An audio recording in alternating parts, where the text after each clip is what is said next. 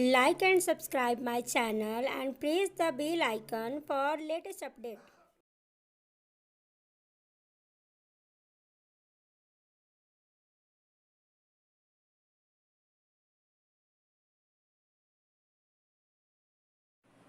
Good morning students.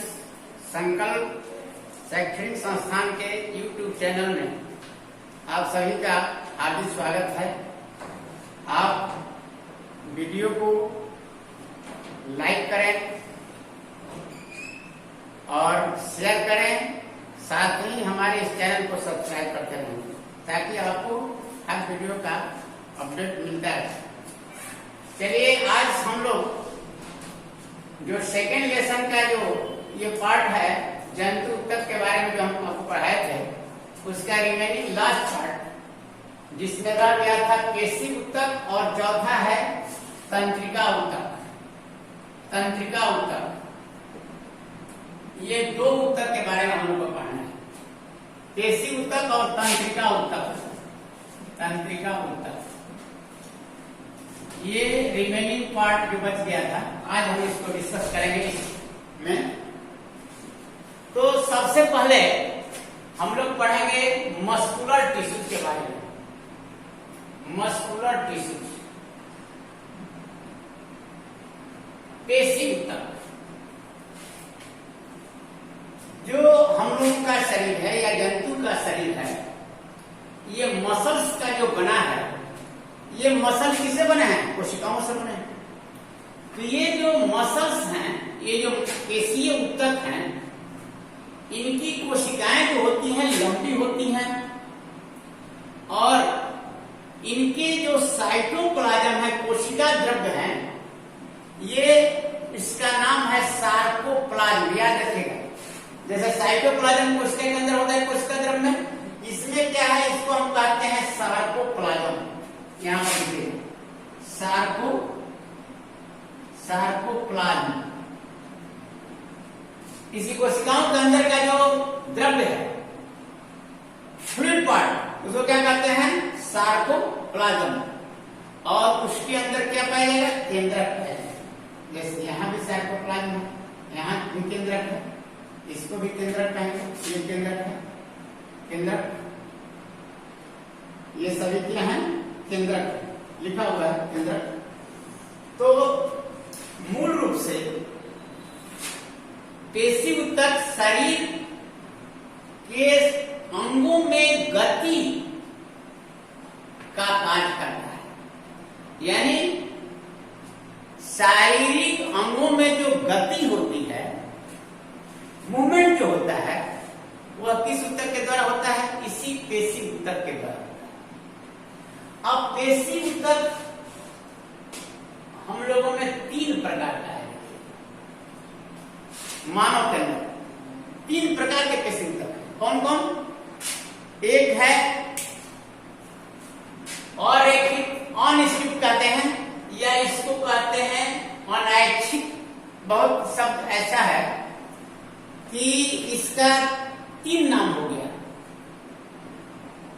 क्यों इसका तीन नाम हुआ? कि यह पेशी अपनी इच्छा से नहीं करते, अनैच्छिक है। अनैच्छिक जो हमारी इच्छा के अधीन कार्य नहीं करते, उसको कहेंगे इनवॉलेंट्री। अनैच्छिक जो हमारी इच्छा के अधीन कार्य नहीं करती, हम सोए हुए सारा काम हो रहा है, हमारे अंदर की जो उत्तक है, पेशी उत्तक, ये कार्य कर रही है।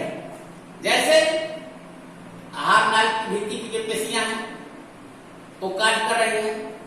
मूत्र वाहिनियां, मूत्राशय और रक्त वाहिनियां, ये सारे मसल जो है सब कार्य कर रहे हैं। तो चूंकि यह उत्तक हमारी इच्छा के अधीन नहीं कार्य करता, इसलिए इसको क्या कहते हैं? अनैच्छिक। और क्योंकि इसमें स्ट्रिप्ड नहीं है, किसी तरह का पट्टी नहीं दिखाई पड़ता है, इसलिए इसको क्या कहते हैं? और अनिश्चित। और यह अधिकतर हमारे शरीर की विसरल अंगों का निर्माण करती है, इसलिए इसका नाम है विसरल।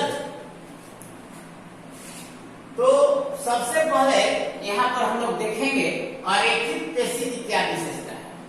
यानी कि पेशी तक हमने 3 भागों में बांट दिया, अरेखित, रेखित और हृदय। देखिए इसकी कोशिकाएं जो है ये फ्यूजिव फॉर्म है, तर्क रूपी। इसको क्या कहते हैं? तर्क, स्पिटल से ये जो है तर्क रूपी है। ऐसे एगो को बनाएंगे ऐसे तो सीधे ऐसे बनाएंगे, बीच में मोटा, इधर दोनों तरफ पतला, यहाँ पर केंद्रक है।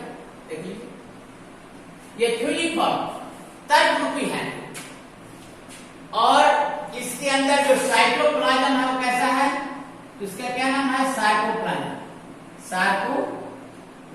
Sarcoplasm, sarcoplasm. इसके अंदर बड़ा केंद्रक होता है, ठीक है।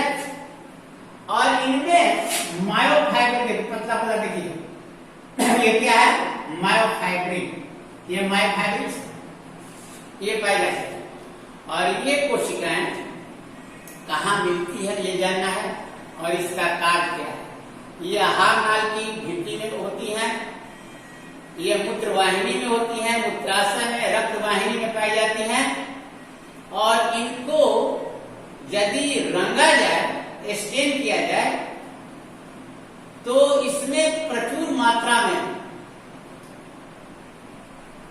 मायोफाइब्रिन्स स्पष्ट रूप से दिखाई पड़ेंगे। इस पेशी के चलते पूरी हमारी आहार नाल की पेशियां गति में आती हैं। भोजन का प्रवाह, भोजन का मूवमेंट एक अंग से दूसरे अंग में जाता है। दूसरा है रेखित पेशी। देखिए इसमें देखिए बैंड जैसा दिखाई पड़ रहा है, धारी, इसलिए इसका नाम है रेखित। और इसमें एक ही न्यूक्लियस नहीं है, बहुत से न्यूक्लियस, मल्टी न्यूक्लिएटेड न्यूक्लियस की संख्या इसमें पहुंच जाता है। और इसमें क्या है? मायोफाइब्रिन्स है, गाढ़ी पट्टियां पाई जाती हैं। और यह पेशी हमारी इच्छा के अधीन कार्य करती हैं, इसलिए इसको क्या कहते हैं? ऐच्छिक। जैसे जब हमको चलना होगा तब हम अपने से पैर उठाएंगे, पैर की मसल्स काम करेंगे, हमारी इच्छा के अधीन। हमको जरूरत होगा हाथ उठाएंगे, हमारी इच्छा से कार्य कर रहा है। तो इसलिए इसका क्या नाम है? ऐच्छिक पेशी। ये जो कोशिकाएं हैं ये कंकाल से जुड़ी रहती है, याद रखना, हड्डियों से। वो बताए थे कि आपके विसरल ऑर्गन्स बनाती हैं, लेकिन ये जो मसल्स हैं, ये पेशी जो ऊतक है, ये किससे जुड़ी है? कंकाल से। इसलिए इसको क्या कह सकते हैं? कंकाल ऊतक भी कह सकते हैं, कंकाल ऊतक। स्केलेटल टिश्यू भी कह सकते हैं, ताकि ये हड्डियों को खींच रहा है, ऐसे ले जा रहा है, इससे जुड़ी हुई है। ये कंकाल ऊतक भी इसको कह सकते हैं, इसको रेखित भी कह सकते हैं, इसको ऐच्छिक भी कह सकते हैं, और इसको धारीदार भी कह सकते हैं, स्टिप। इसको कहेंगे नॉन स्टिप, अनैच्छिक और अरेखित। और भिसरल, इसको क्या कहेंगे? रेखित, स्टिप, ऐच्छिक, कंकाल ऊतक। अब देखिए ये ऊतक हमारी इच्छा के अधीन कार्य करती है। इसमें जो ऊतक पाए जाते हैं ये कहाँ पाए जाते हैं? हमारे शरीर के अंदर। जैसे कि हमारा अग्रबाह है, बाह यानी अग्रपाद, पैर, गर्दन आदि जगहों में ये अधिकतर पाई जाती है। और तीसरी है हृदय पेशी। अब देखिए इसमें खूबी है, ये दोनों का सम्मिश्रण है। इसमें रेखित और अरेखित, इसमें रेखित और अरेखित दोनों का मिश्रण है। समझ लीजिए, रेखित और अरेखित दोनों का मिश्रण है। और ये स्पेशली मसल्स कहाँ पाई जाती हैं? हृदय में। इसलिए इस पेशी का नाम है हृदय पेशी। दो तंतुओं के जोड़ की जगह पर डिश रहता है और प्रत्येक तंतु के चारों ओर सार्कोप्लाज्म। सार्कोप्लाज्म तो जानते हैं आप कि उसके अंदर का जो फ्लूइड है वो सार्कोप्लाज्म है। इसमें अनुप्रस्थधारियां भी पाई जाती हैं और ये तंतु कैसे होते हैं? शाखावर, ब्रांच होते हैं, अंडाकार और केंद्रक युक्त होते हैं। बड़े अंडाकार एवं केंद्रक युक्त होते हैं। इनमें अनुप्रस्थधारियां हैं, याद रखना, इसमें अनुप्रस्थधारियां हैं इसकी तरफ और ये शाखित हृदय की भीतरी दीवार की संरचना बनाते हैं और मायोफाइब्रिल के कारण इसमें धारियां होती हैं।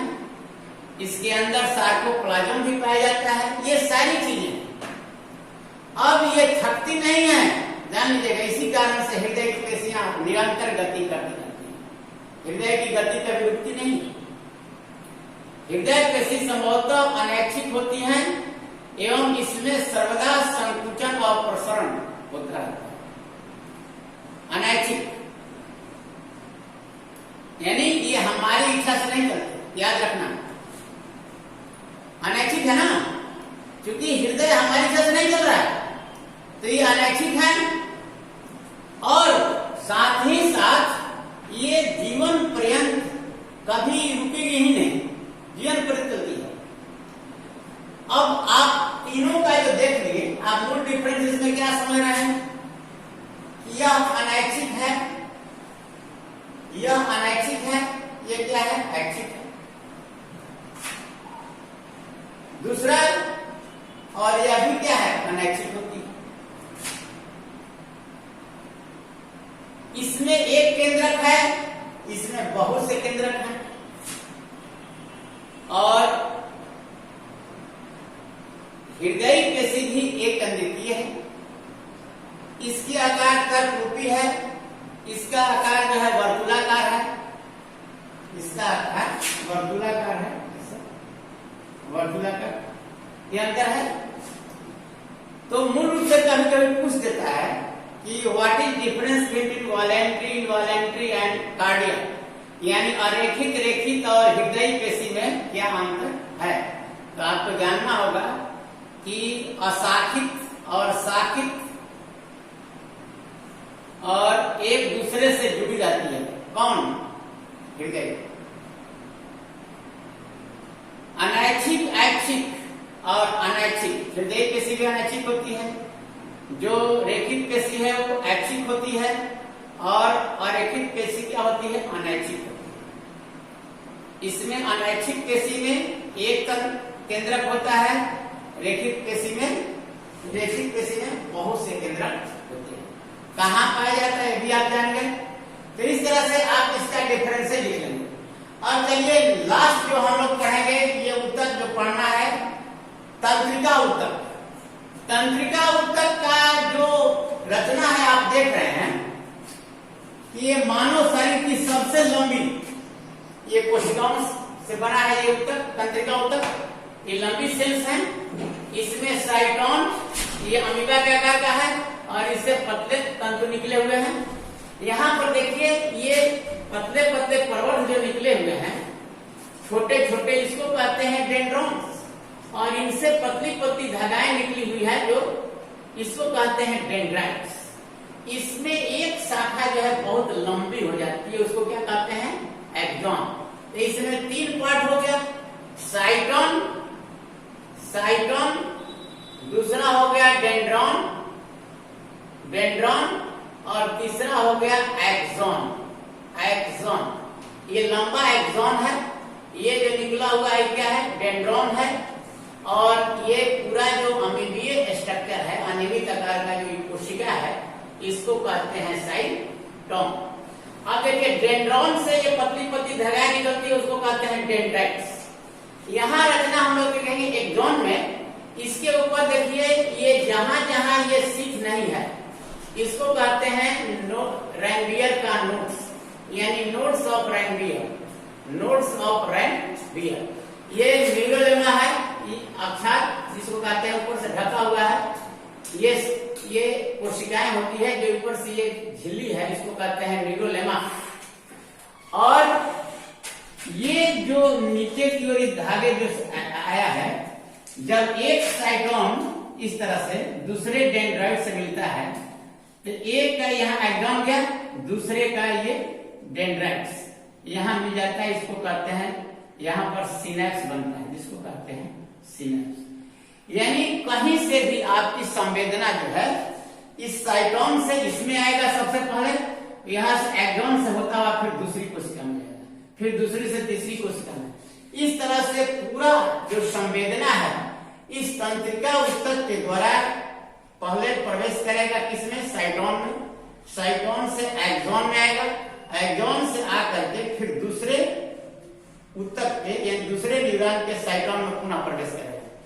तो साइटोन से एक्सॉन, एक्सॉन से साइटोन, इस तरह से ये पूरा एक तार की तरह शरीर के अंदर ये पूरा फैला हुआ होता है, जो संवेदनाओं को, जो संवेदी अंग है उनसे कहां ले जाता है, जो आपका संवेदी केंद्र है जैसे ब्रेन, वहां पर पहुंचाता है और वहां से फिर अभिवाही अंगों में आता है। किसके द्वारा, इसी न्यूरॉन के द्वारा, लेकिन उसका नाम है motor neuron. Motor neuron, motor neuron से आता है और संवेदी न्यूरॉन से कहां पहुंचाया जाता है। तो कोई सी भी प्रकार का वाह्य जो परिवर्तन इन्वायरमेंट में होते हैं, जैसे काफी ठंडपन लगता है, तो क्या करते हैं, अपने शरीर को सिकुड़ना शुरू करते हैं, या किसी कारण से आपका हाथ किसी गर्म चीज से छू गया तो तुरंत आप हाथ अपना हटा लेते हैं। तो ये सारे वातावरण में किसी तरह का जो वाह्य परिवर्तन हुआ, उसके आपका इफेक्ट आपके शरीर के संवेदी कोशिकाओं पर होता है। और संवेदी कोशिकाओं में ये न्यूरॉन्स होते हैं, वहां से इसी एक्सॉन से होता हुआ ये कहां पहुंच जाते हैं, आपके संवेदी केंद्र, जिसको कहते हैं ब्रेन और स्पाइनल कॉर्ड, यानी मस्तिष्क और स्पाइनल कॉर्ड में पहुंचते हैं। और मस्तिष्क और या स्पाइनल कॉर्ड इसका विश्लेषण कर करके और मोटर न्यूरॉन द्वारा अभिवाही अंगों को आदेश देता है, और वो अभिवाही अंग उस आदेश का पालन करते हैं। जैसे हमारे अंधेरे में बैठे हुए हैं, आपके अंगूठे पर चिट्टी चढ़ गई, आप देख नहीं रहे, अंधेरा है, बिल्कुल लाइट गुड है, तो उसमें क्या होगा कि जो ही आपके अंगूठे पर चिट्टी चढ़ती है, तुरंत आपके मस्तिष्क को खबर हो जाता है और तुरंत मस्तिष्क हाथ को आदेश देता है, आपका हाथ वहां तुरंत ऑटोमेटिक चला। इस तरह से ये न्यूरॉन जो है मनुष्य की सबसे लंबी कोशिका है, जो पूरे शरीर में तार की जैसा फैली हुई रहती है, जिसका काम है संवेदनाओं को ग्रहण कर करके संवेदी जो केंद्र है वहां पहुंचाना और संवेदी केंद्र से लिए गए आदेश को अभिवाही अंगों तक ले जाकर करके पहुंचाना। इस तरह से आपका आज ये टॉपिक जो टिश्यू था, जिसमें हम लोग पादप ऊतक के बारे में पढ़ लिए और जंतु ऊतक में जितने 4 प्रकार के ऊतक हैं, जो एपिथेलियमी था, इसके बाद दूसरा हम लोग पढ़े थे संयोजी ऊतक, तीसरा पेशी ऊतक, ये और चौथा तंत्रिका ऊतक। ये सारे ऊतकों के बारे में हम लोग पूरा डिटेल्स इसका हम लोग डिस्कशन कर लिए। इस तरह से ये टॉपिक आज आपका समाप्त होगा। यदि आपको कहीं कठिनाई होगी तो आप लोग कमेंट जरूर करें, तो आपको लेटेस्ट जो है उसका देंगे, आपको जो दिक्कत होगी उसका निराकरण करेंगे आपके वीडियो में। ठीक है, दैट्स ऑल।